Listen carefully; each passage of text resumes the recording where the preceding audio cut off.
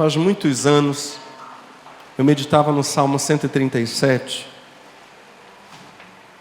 e compus uma canção chamada Salmo 137, cujo início é este. E eu vou pedir, claro, que os instrumentos não toquem. Às margens dos rios estávamos e chorávamos por Sião.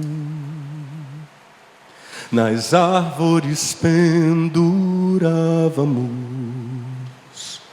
nossa canção,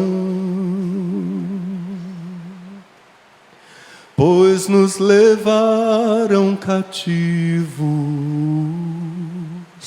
e desprezaram Jerusalém. Como entoar som festivo nas terras de além.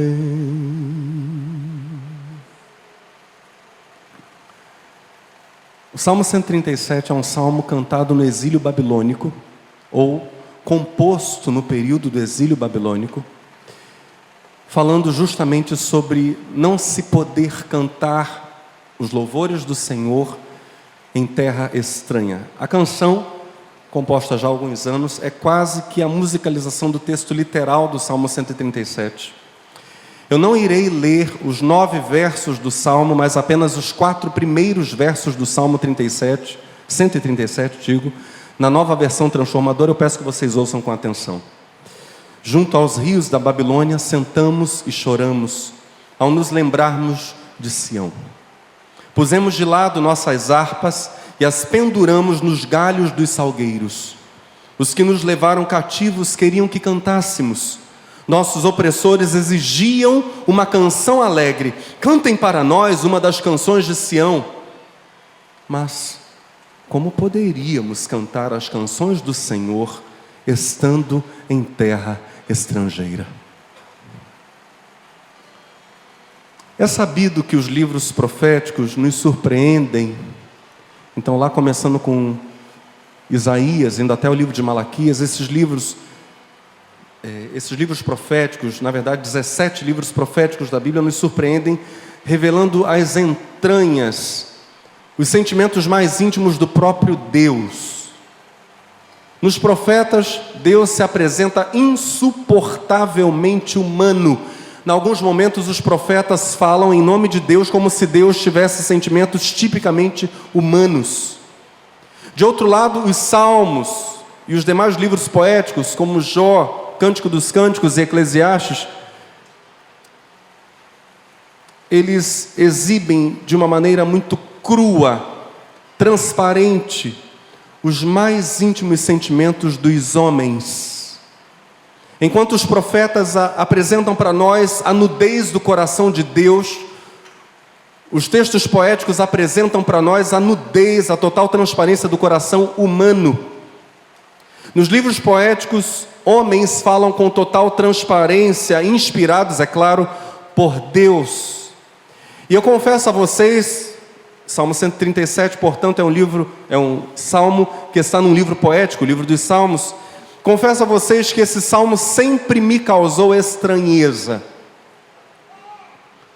Mesmo meditando nele, estudando e compondo em cima dele, da meditação na Escritura, esse salmo sempre me causou certa estranheza. E eu vou dizer o porquê.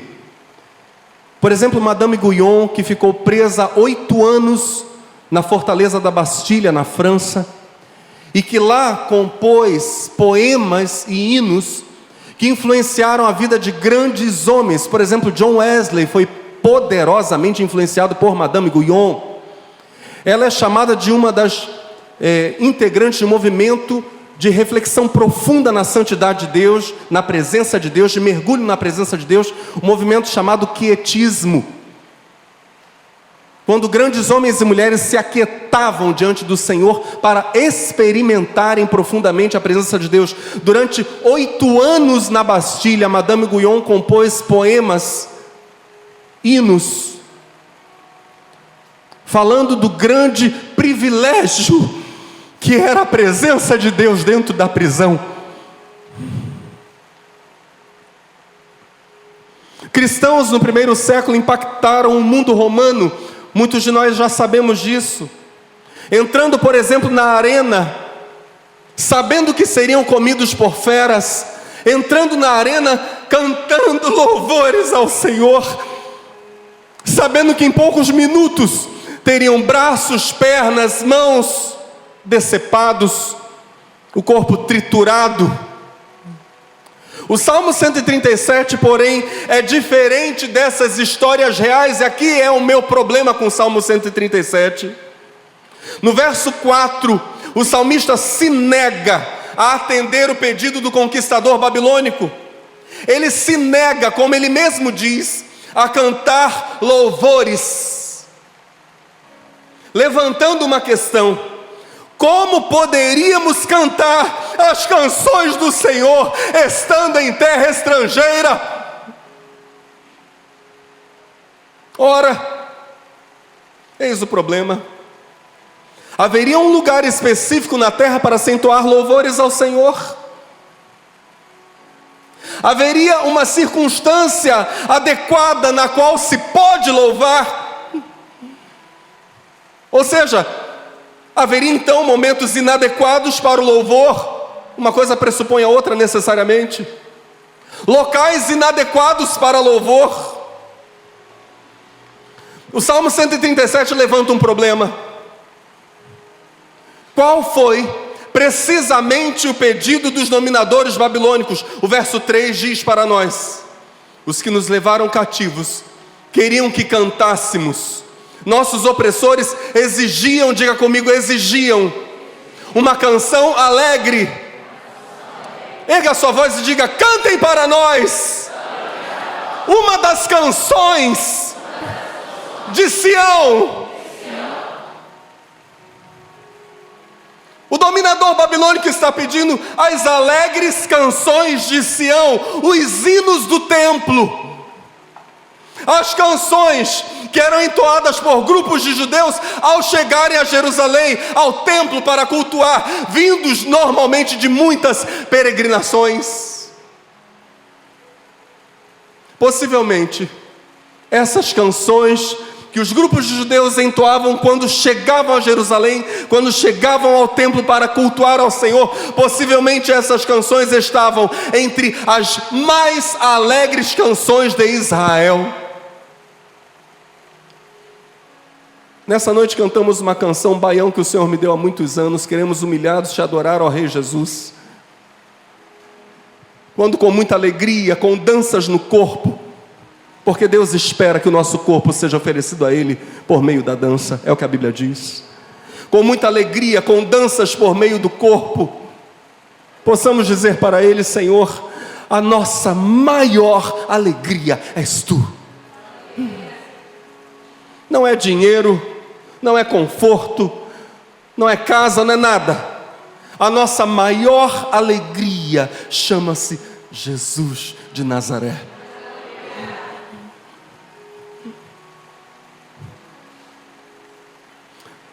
Essas canções que Israel entoava quando chegava no lugar de culto, possivelmente as mais alegres canções de Israel, eram as canções de chegada.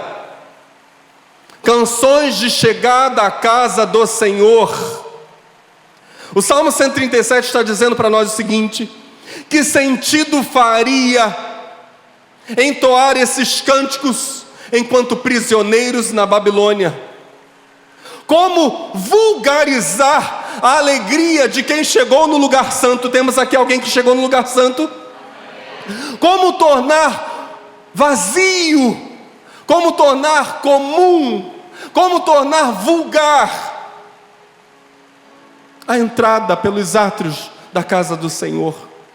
Como celebrar no contexto de Israel, longe da arca da aliança, longe da glória do Senhor, como se estivesse diante dela? Como trocar a alegria do culto?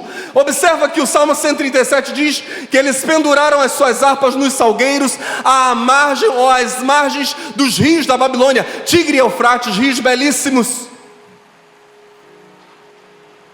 como trocar a alegria do culto pela beleza dos rios de Babilônia, por mais estonteante que fosse a beleza desses rios. O salmista se nega, os israelitas também, a entoar o cântico do Senhor em terra estranha, pois seria celebrar naquela terra uma glória específica que não estava lá. Você está entendendo? Não temos como celebrar uma glória nessa terra estranha, cheia de ídolos, profanada.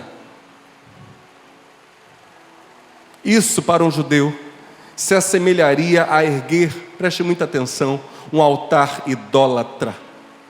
Se assemelharia na mente deles a tratar como sagrado aquilo que Deus não santificou, a terra estranha.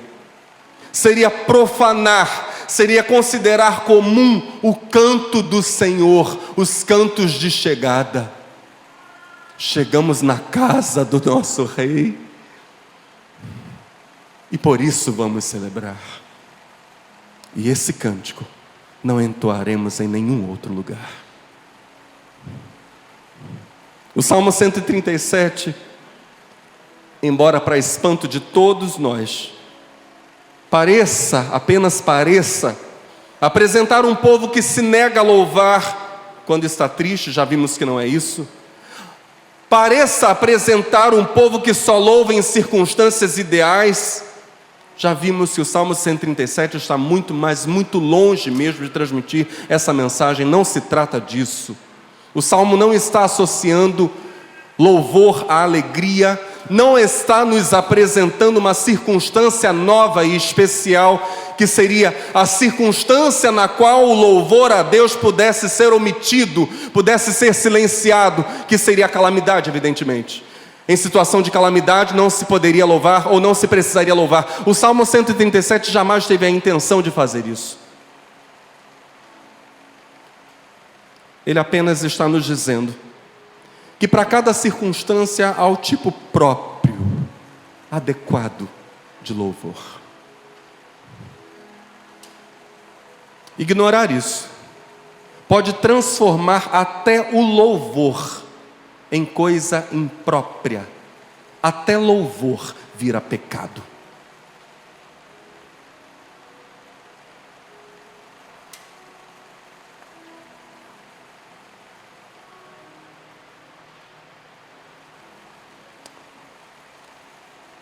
O salmista nos faz refletir pelo que louvamos. Ele cria,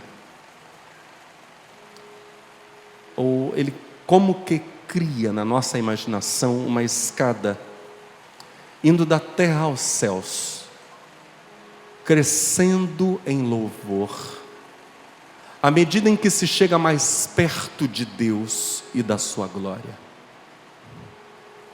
Quanto mais longe, menos motivos para louvar, até que se chega a uma distância tal, em que se louve apenas pela esperança de um dia se ver Deus novamente.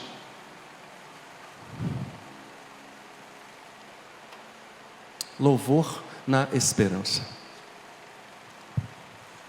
O louvor é então proporcional a quão perto se está de Deus, ou a quão perto Deus está dos homens, dos seres humanos. E nós precisamos nos perguntar agora e pedir para o Espírito Santo trazer luz ao nosso coração para essa questão fundamental quando falamos de louvor. Quando Deus está mais perto? Quando Ele se mostra mais humano ou quando Ele se mostra mais divino?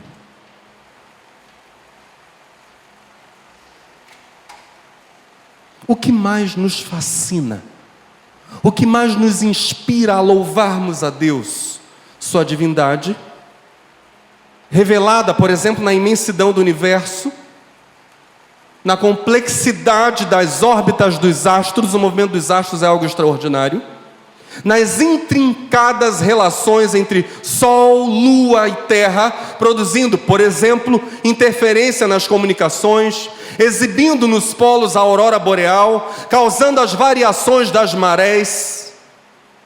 Nós nos sentimos mais perto de Deus quando, olha só o paradoxo, quando o vemos mais longe, mais divino. Aí nos sentimos inspirados a louvá-lo. Talvez tenha sido justamente essa a experiência de Jó. Jó se sentiu mergulhado no mistério, envolto nessa realidade chamada Deus, quando ouviu uma voz lhe dizendo, do meio do redemoinho, diz Jó 38, o Senhor respondeu a Jó: quem é esse que questiona minha sabedoria com palavras tão ignorantes? Prepare-se como um guerreiro, pois lhe farei algumas perguntas e você me responderá. Onde você estava quando eu lancei os alicerces do mundo? Diga-me, já que sabes tanto. Quem definiu suas dimensões e estendeu a linha de medir? Vamos, você deve saber. O que sustenta seus alicerces e quem lançou sua pedra angular? Enquanto as estrelas da manhã cantavam juntas e os anjos davam gritos de alegria. Quem estabeleceu os limites do mar? Quando do ventre ele brotou, quando eu o vesti, diz o Senhor, com nuvens e o envolvi em escuridão profunda. Pois o contive atrás de portas com trancas para delimitar seus litorais. Disse, daqui não pode passar, aqui suas ondas orgulhosas devem parar. Você alguma vez deu ordem para que amanhã aparecesse e fez o amanhecer se levantar no leste? Depois destas e de tantas outras palavras desafiadoras de Deus, somente depois de Deus se revelar absolutamente divino, elevado, é que Jó pôde dizer o que disse no capítulo 42: sei que podes realizar tudo quanto desejares. Absolutamente nenhuma das tuas ideias e vontades serão frustradas. Tu questionaste, quem é este que sem conhecimento obscurece o meu conselho? De fato, falei do que não entendia. Abordei assuntos sobremodo complexos sem a devida sabedoria. Tu ordenaste, agora pois, ouve-me e eu falarei. Eu te questionarei e tu me responderás. De fato, meus ouvidos já tinham ouvido a teu respeito, contudo agora os meus olhos te contemplaram. Por essa razão, menosprezo a mim mesmo e me arrependo sinceramente no pó e na cinza. Eu preciso dizer uma coisa a você antes de continuar essa mensagem. Por um bom tempo no meu escritório, essa palavra estava me atravessando e eu só sabia chorar, dizendo para Deus: Senhor, me ensina a te adorar. Esse é o desejo do meu coração, tão pequeno e pecador, que o Senhor me ensine a louvá-lo.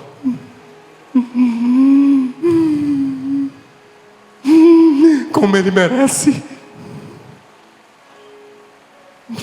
Não como eu penso que é louvor, não de acordo com os meus conceitos humanos e mirabolantes sobre louvor e adoração. Não.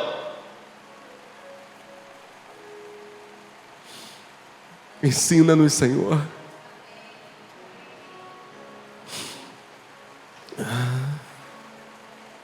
Talvez nós sejamos como Jó.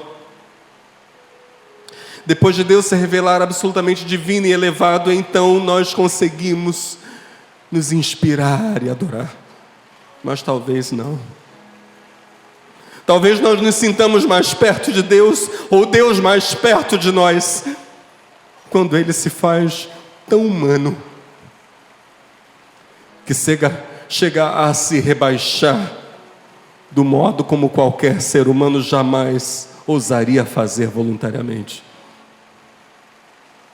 O que mais nos fascina o que mais nos inspira?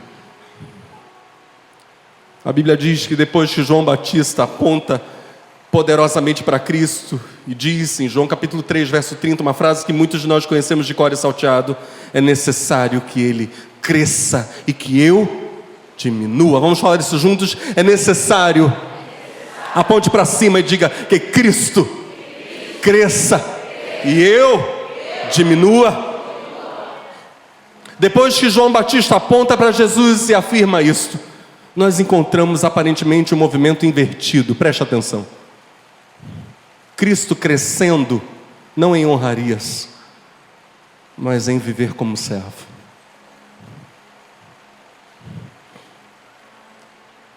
Entramos numa sequência frenética de Jesus servindo até a exaustão, culminando com sua paixão e morte na cruz. Pouco depois da fala de João Batista, Cristo vai embora da Judeia por causa da oposição religiosa, diz a Bíblia. Ele terá, diz o texto de João, ele terá de passar por Samaria. E junto ao poço de Jacó conversará com uma mulher de vida desregrada, possivelmente uma mulher de má fama, e aquela mulher crerá em Jesus. A mulher samaritana.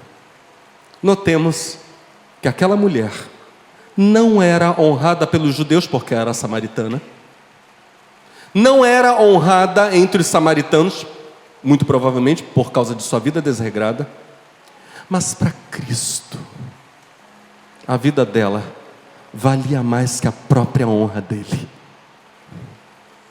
Jesus seguia crescendo como servo sofredor. Crescendo. 2 dias depois do encontro com a samaritana, enfim Jesus irá de Samaria para a Galileia. E o evangelista faz uma observação, apontando claramente o contraste entre judeus, entre a população da Judeia e a população da Galileia, os galileus.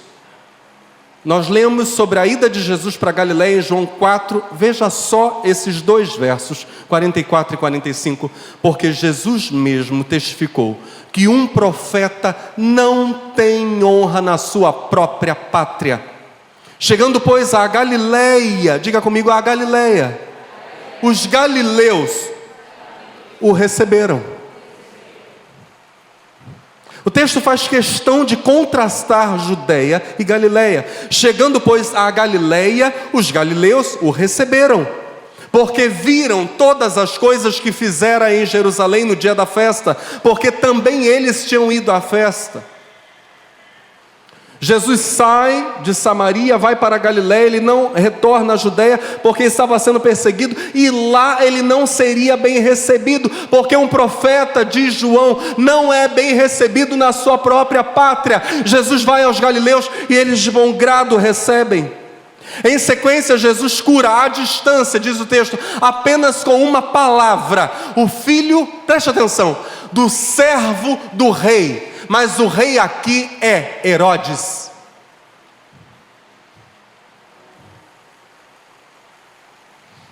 Um servo do rei, o rei Herodes. Algo que certamente, a cura do filho do centurião, algo que certamente chegaria aos ouvidos de Herodes, o mesmíssimo Herodes que entregaria Jesus a Pilatos. A Bíblia diz na sequência que Jesus curaria um paralítico junto ao tanque de Betesda. Jesus diria para esse homem: não peques mais, para que não te suceda coisa pior. Os judeus tinham abordado o homem e perguntado: quem foi que te curou? Ele não sabia dizer. Depois Jesus o encontra e diz: olha, não peca não, dando a entender que aquela enfermidade tinha sido fruto de pecado, mas que se ele continuasse na prática do pecado, algo ainda pior viria à vida dele.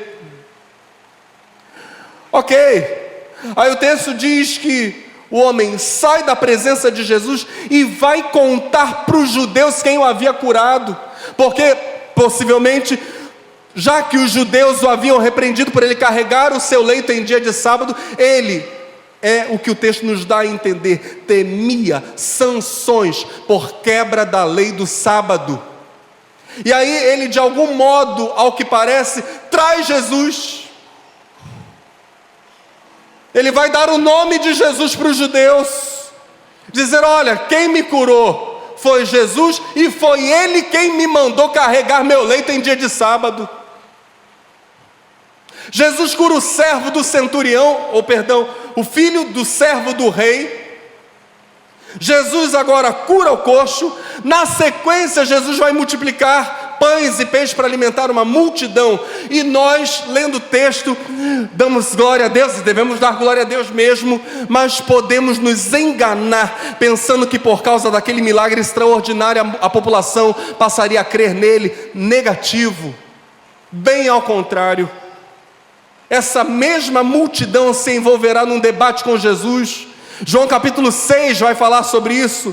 E esse debate vai culminar com uma multidão, inclusive de discípulos, abandonando Jesus. Ele está crescendo em serviço. E junto com o serviço, crescendo em rejeição. João capítulo 6, verso 26. Em verdade vos afirmo, vós me buscais não porque vistes os sinais, mas porque comestes os pães e vos fartastes. Trabalhai, não pelo alimento que se perde, mas pela comida que permanece para a vida eterna, alimento que o Filho do Homem vos dará, pois Deus, o Pai, colocou o seu selo sobre ele. Então eles questionaram a Jesus: o que faremos para realizar as obras de Deus?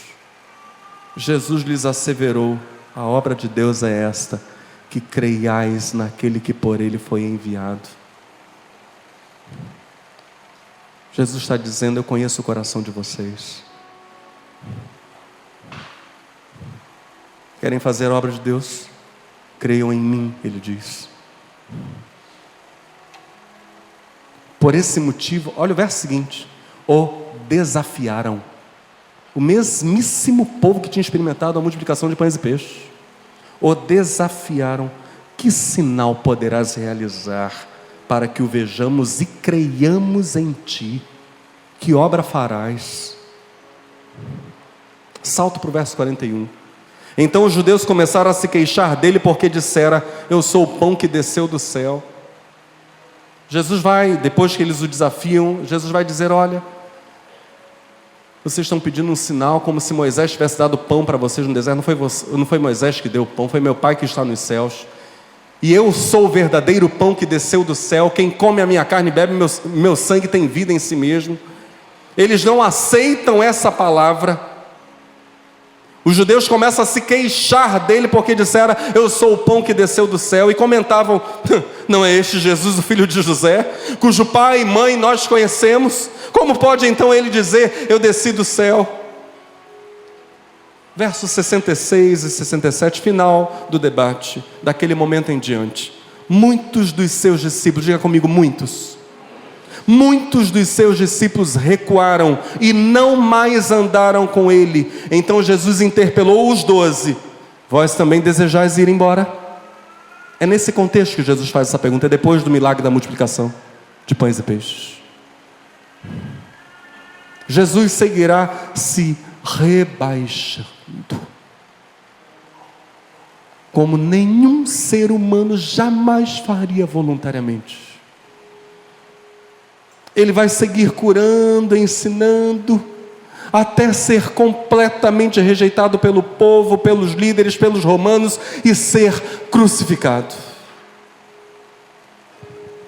O Jesus que desce, o Deus Filho que se faz homem e que desce a posição de servo, e como servo desce a cruz, é esse que nos fascina. É a humanidade de Deus que nos inspira a louvar. É essa total humanidade de Deus que nos faz cair de joelhos e adorar. É isso.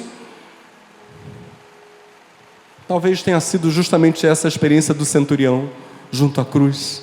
A Bíblia diz que ele se sentiu ou nos dá a entender que ele se sentiu mergulhado no mistério, como Jó envolto nessa realidade chamada Deus, testemunhando não a grandeza, mas justamente a humanidade, a paixão e o grito do Senhor ao seu Pai.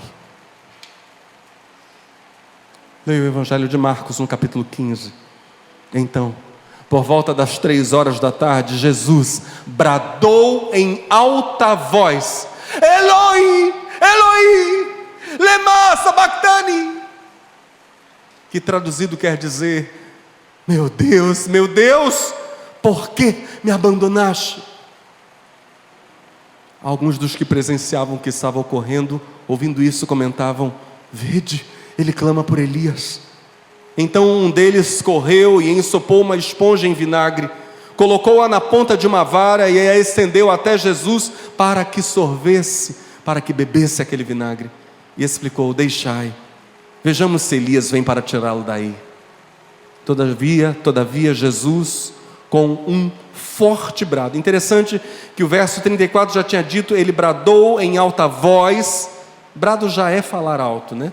Ele bradou em alta voz. E agora no verso 37, todavia Jesus, com um forte brado, expirou. Ou seja, ele entrega o seu espírito ao Pai, gritando muito alto: Pai, em tuas mãos entrego o meu espírito. Então, o véu do lugar santíssimo rasgou-se em 2 partes, de alto a baixo. E quando o centurião, que estava bem em frente de Jesus, ouviu o seu brado e viu a maneira como expirou, exclamou: verdadeiramente este homem era o Filho de Deus.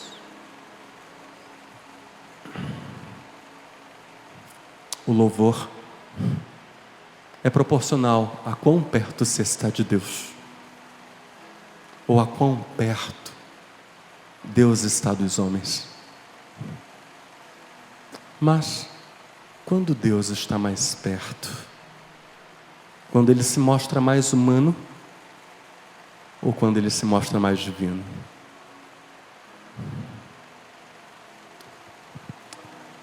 Sobre essa misteriosa união de naturezas divina e humana na pessoa de Cristo, Estênio Marços compôs a canção Alguém Como Eu. Ouça a letra dessa canção e preste muita atenção na união de divindade e humanidade em Cristo. Entra, mestre, descansa um pouco. Estás cansado, estás sedento e rouco. Dorme, mestre, a casa é tua. Já fechei porta e janela pra rua. Deixou-me falando só. Dormiu tão pesado, fazia dó. Como será, mestre, este sonho teu? Sonhas como homem, sonhas como Deus. Sonhas com a glória que tinhas com o Pai na luz, ou sonhas com a cruz.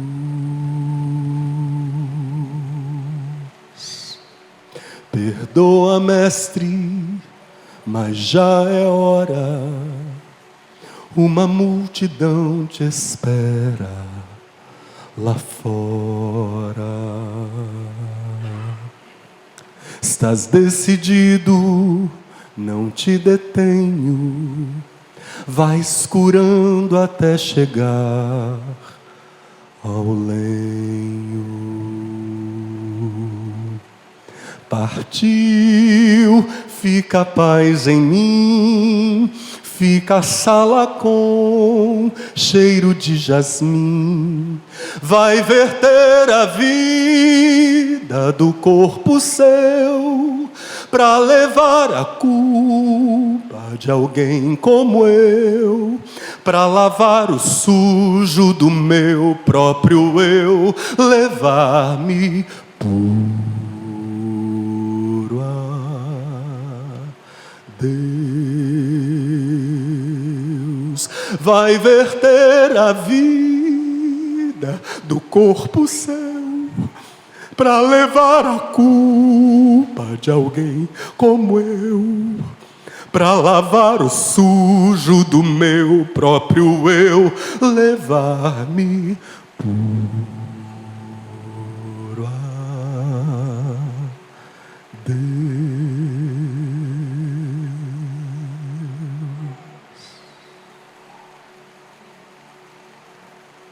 Obrigado, filho.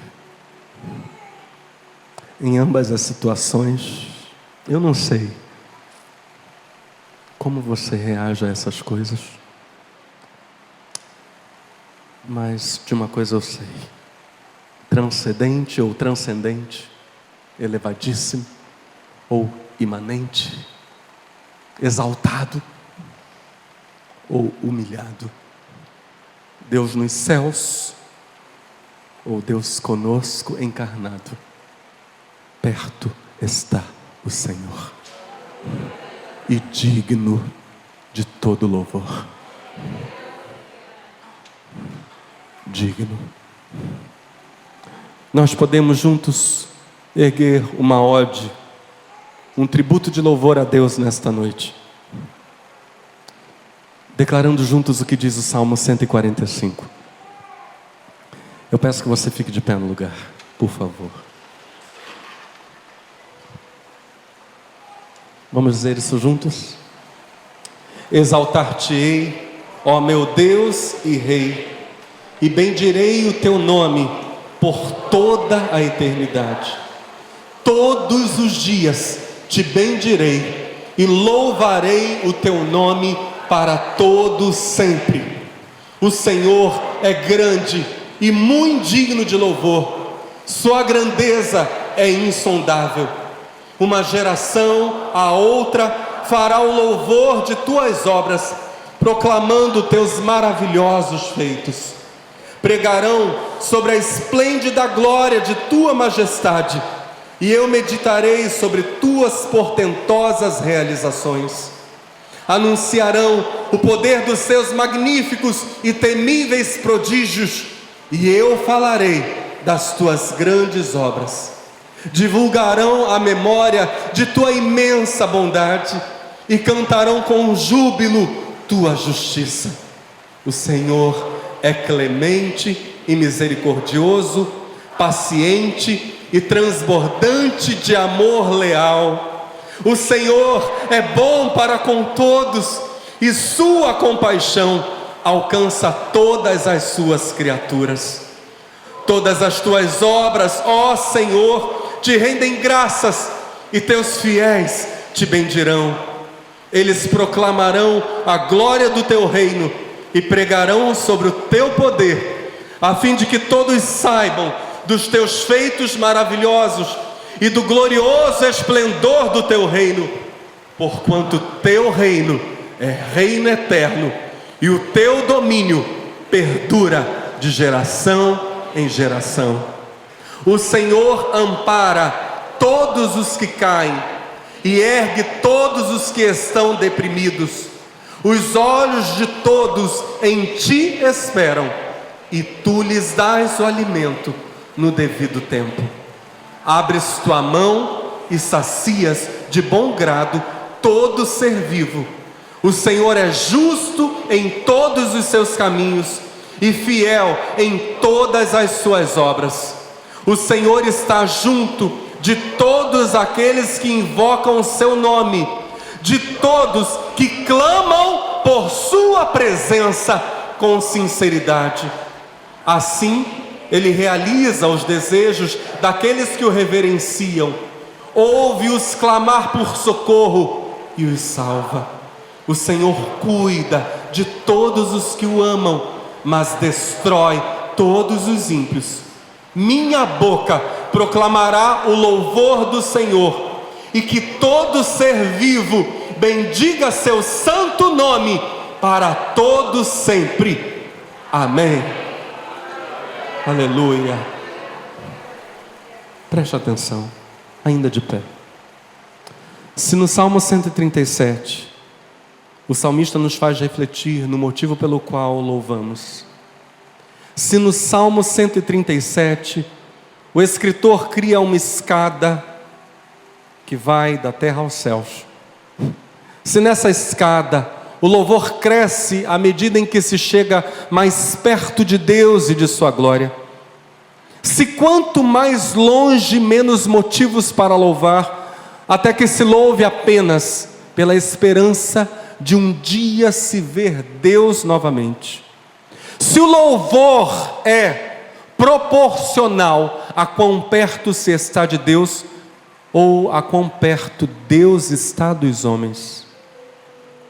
E se Deus pode se mostrar mais humano ou mais divino, conforme a sua livre vontade, o louvor não está, na verdade, ligado à aparência que Deus assume,